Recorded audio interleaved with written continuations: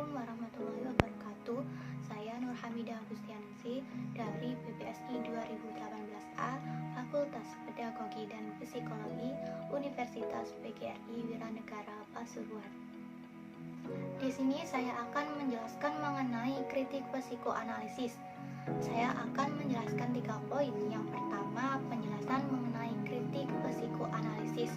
Yang kedua, mengenai penerapan kritik psikoanalisis terhadap karya sastra. Dan yang terakhir, kesimpulan. Psikoanalisis adalah sebuah model perkembangan kepribadian, filsafat tentang sifat manusia, dan metode psikoterapi. Secara historis, psikoanalisis adalah aliran pertama dari 3 aliran utama psikologi. Yang kedua adalah behaviorisme, sedangkan yang ketiga adalah psikologi eksistensial humanistik. Menurut pandangan Sigmund Freud, psikoanalisis atau kepribadian seseorang memiliki 3 komponen, yakni id, ego, dan superego. Id adalah keinginan yang didorong oleh prinsip kesenangan yang berusaha untuk memenuhi semua keinginan dan kebutuhan. Apabila tidak terpenuhi, maka akan timbul kecemasan dan ketegangan. Kemudian ego adalah komponen kepribadian yang bertanggung jawab untuk menangani dengan realitas. Harus dapat membantu id agar dapat mencapai keinginan. Kemudian yang ketiga adalah superego. Superego adalah gambaran kesadaran akan nilai-nilai dan moral masyarakat. Jadi, ego dan superego ini saling mempengaruhi satu sama lain. Ego bersama dengan superego mengatur dan mengarahkan pemenuhan id dengan berdasarkan aturan-aturan yang benar dalam masyarakat. Yang kedua, saya akan menjelaskan mengenai poin yang kedua, yaitu penerapan kritik psikoanalisis terhadap karya sastra.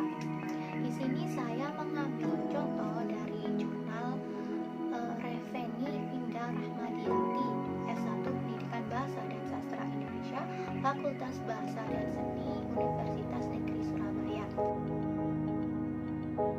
yang berjudul Tokoh Sari dalam Novel Perempuan Bersampur Merah, karya Intan Andaru, kajian psikoanalisis Sigmund Freud. Karya sastra novel Perempuan Bersampur Merah adalah salah satu novel yang memberikan mengenai kepribadian dari tokoh utamanya.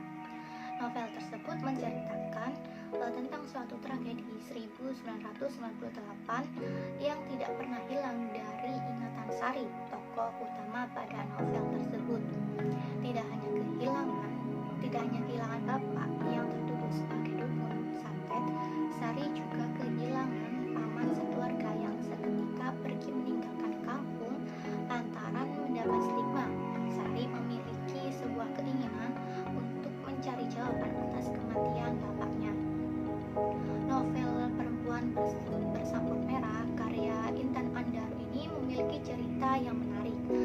Selain menceritakan tentang dukun santet, novel tersebut juga memiliki cover pada novel yang sangat bagus. Dan yang lebih menarik lagi yaitu id atau keinginan pada cerita tersebut sangat tampak pada tokoh Sari. Keunikan pada novel tersebut yaitu terdapat pada judul novel pada kata bersampur. Sampur yang dapat diartikan sebagai selendang penari yang banyak menghasilkan keberuntungan. Keunikan yang lainnya yaitu menceritakan tentang kasus santet di Banyuwangi pada tahun 1998. Tidak bisa dilepaskan dari sejarah kelam bangsa ini. Novel ini sendiri disajikan dengan alur campuran, di mana setiap babnya diberikan keterangan tahun kejadian, dan tahun ini juga melompat-lompat, tidak beraturan. Pembacanya juga harus jeli mengikuti urutan kejadiannya. Psikologi sastra adalah kajian yang menitik beratkan pada unsur-unsur kejiwaan yang antara lain pergolakan psikis, sehingga psikologi sastra dapat diaplikasikan untuk mengkaji bait-bait sajak, puisi, cerita pendek, novel, monolog sebagai langkah untuk mempertajam realitas kehidupan manusia dalam berbagai macam bentuk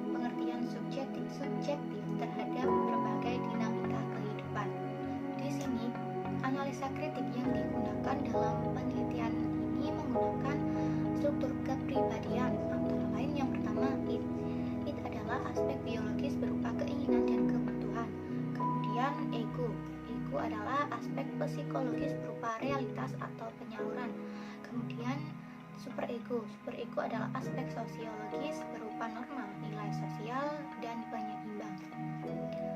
Yang pertama bentuk id. Bentuk id pada tokoh utama perempuan bersampul merah. Id dicirikan tidak memiliki moralitas karena tidak dapat membedakan antara baik dan jahat, sehingga id merupakan amoral, primitif, dan sehingga dapat disimpulkan bahwa jenis id ini menggunakan seluruh energinya untuk satu tujuan, mencari kenikmatan tanpa melihat hal tersebut itu tepat atau tidak. Yang pertama, Sari memiliki keinginan namanya dirubah menjadi Sinta.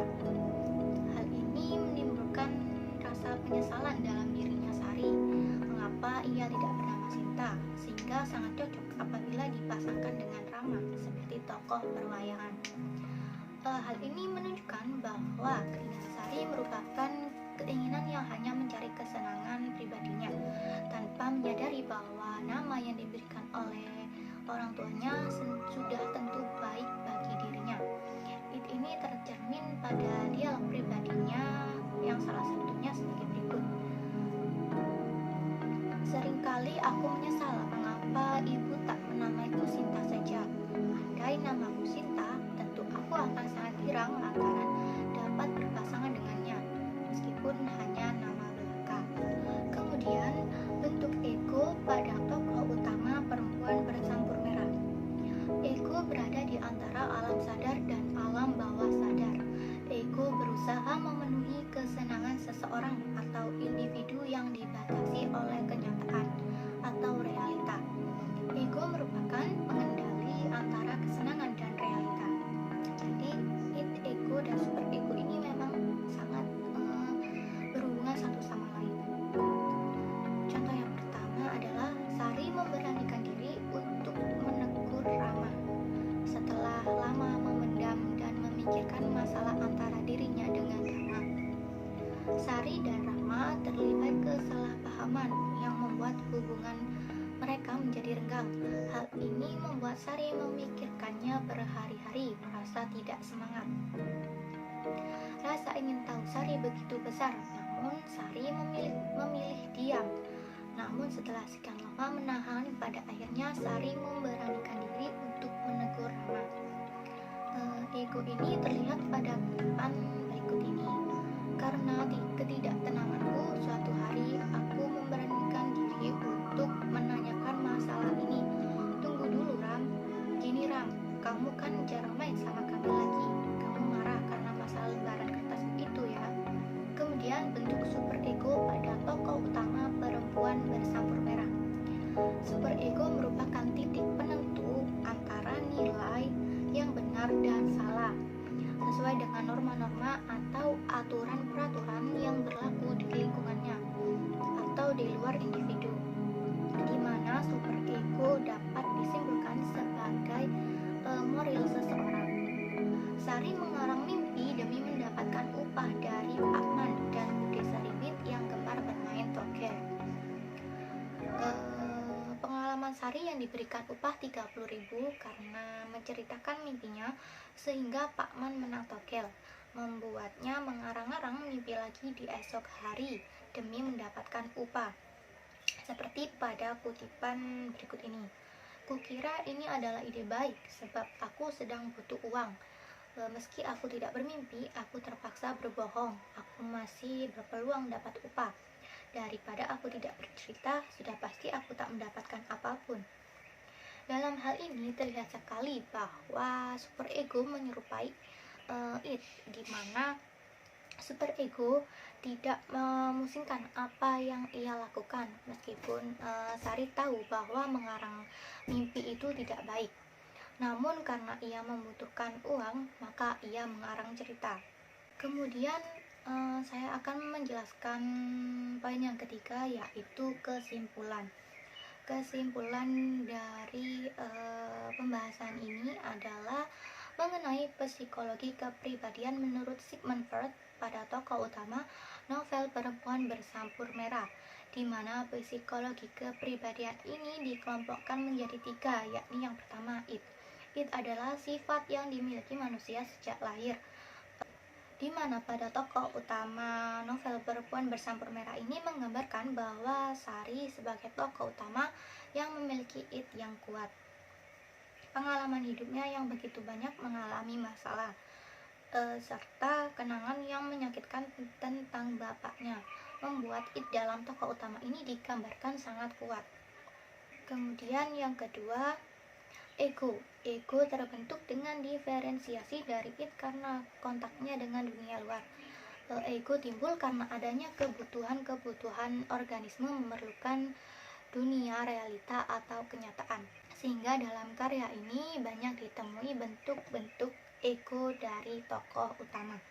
Kemudian yang ketiga adalah superego. Superego dibentuk melalui internalisasi, artinya larangan-larangan atau perintah-perintah yang berasal dari luar.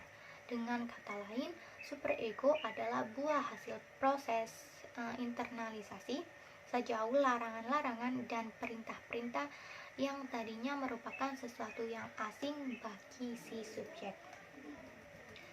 Itulah pembahasan yang dapat saya sampaikan dalam video kali ini. Kurang lebihnya jika saya ada salah kata, saya mohon maaf yang sebesar-besarnya. Wassalamualaikum warahmatullahi wabarakatuh.